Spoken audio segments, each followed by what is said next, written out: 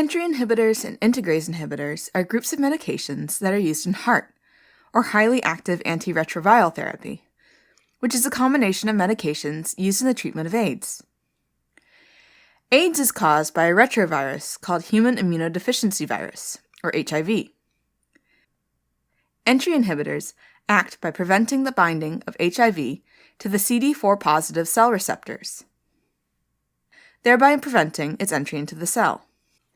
Integrase inhibitors inhibit the viral integrase enzyme, which is needed to incorporate the HIV proviral DNA into the host cell DNA. HIV is a single-stranded, positive-sense enveloped RNA virus that targets cells in the immune system that have a molecule called CD4 on their membrane. These include macrophages, dendritic cells, and especially CD4-positive T helper cells. Normally, the CD4 molecule helps these cells attach to and activate other immune cells when there's an infection. HIV has two proteins, GP120 and GP41, that form a complex on its envelope, which is used to attach to the CD4 molecules. Next, it uses this complex to attach to a co-receptor on the immune cell before it can gain entry. The most common co-receptor that HIV binds to is the CXCR4 co-receptor on T cells, or the CCR5 co-receptor found on T cells, macrophages, monocytes, and dendritic cells. When HIV binds to the CD4 and the co-receptors, the viral envelope fuses with the cell membrane of the immune cell, releasing its single-stranded RNA and some viral enzymes, like reverse transcriptase and integrase, into the helpless host cell's cytoplasm. Once it's inside the CD4-positive cell, reverse transcriptase gets to work immediately. It uses a single-stranded viral RNA as a template and uses the nucleotides present in the cytoplasm of the CD4-positive cell to transcribe a complementary double-stranded proviral DNA. Integrase then helps to integrate this proviral DNA into the normal DNA of the cell. And now it's ready to be transcribed into new viruses. Pretty sneaky, huh? Well, here's the actual sneaky part. When the immune cells become activated, they start transcribing and translating proteins needed for the immune response. Ironically, this means that whenever the immune cell is exposed to something that causes it to start up an immune response, like any infection, the immune cell ends up inadvertently transcribing and translating new HIV viruses, which bud off of the cell membranes to infect more cells. Very sneaky indeed.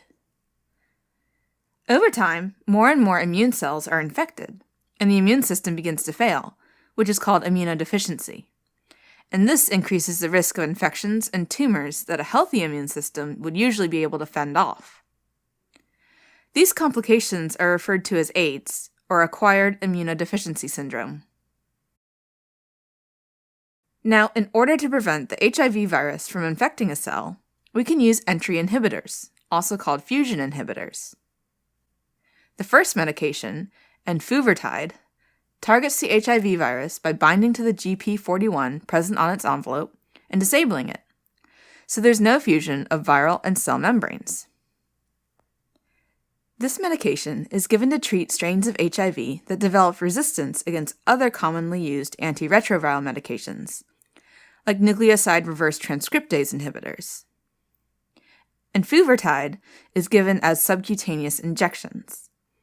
Its main side effects include pain and development of cysts or nodules at the injection site. There's also an increased risk of bacterial infections, leading to problems like pneumonia. The second type of entry inhibitor is maraviroc, which targets the immune cells. This medication binds to the CCR5 co-receptor on the surface of macrophages and T cells, which prevents GP120 from binding. This medication can't be used against HIV strains that bind to the CXCR4 receptor instead of CCR5. CCR5 receptor inhibitors are used as add-on medications in heart regimens, which means that they're used to boost the effect of other antiretroviral medications. CCR5 receptor inhibitors are generally well tolerated.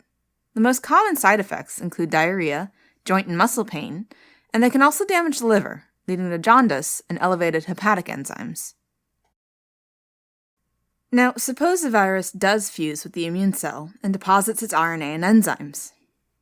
Now we can use integrase inhibitors like raltegravir, elvitegravir, and dolutegravir. These guys enter the HIV-infected cell and reversibly bind to the active site of viral integrase enzyme.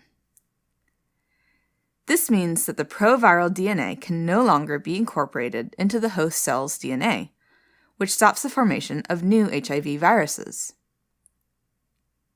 Integrase inhibitors are used as a first-line medications in heart, along with 2 nucleoside reverse transcriptase inhibitors, or NRTIs.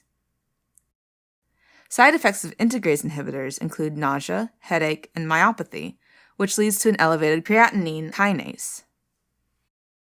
Okay, now we want to make a simple and fun mnemonic that'll help you efficiently memorize and retain all these pharmacology facts.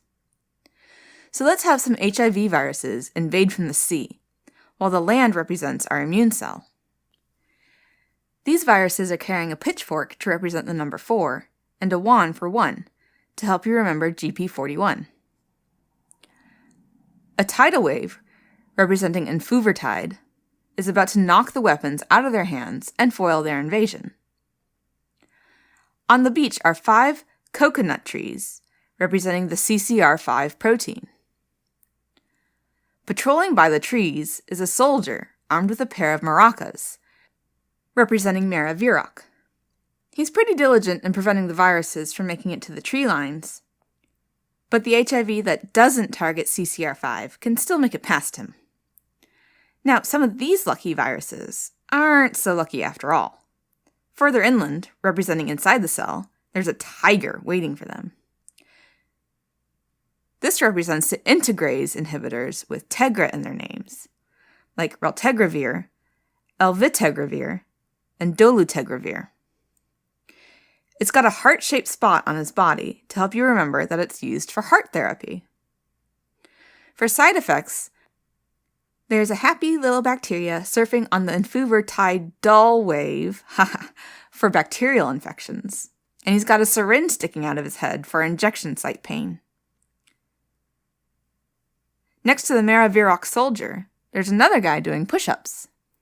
He's lifting a big liver-shaped stone on his back for hepatic damage and elevated liver enzymes, and his joints and muscles are swollen since it's too heavy for him. Finally, the tiger has a bunch of weight training equipment to help you remember integrase inhibitors cause myopathy and elevated creatinine kinase. Alright, as a quick recap. Entry inhibitors include enfuvertide, which targets the GP41 on the envelope of HIV, and Maraviroc, which targets the CCR5 co-receptor on certain immune cells. These medications prevent the entry of HIV into the CD4-positive cells and are used as add-on medications in heart therapy. Integrase inhibitors like raltegravir, elvitegravir, and dolutegravir inhibit viral integrase and prevent insertion of proviral DNA into the host cell genome. These medications stop the production of new HIV viruses that are commonly used along with 2 nucleoside reverse transcriptase inhibitors in heart therapy. But wait, there's more.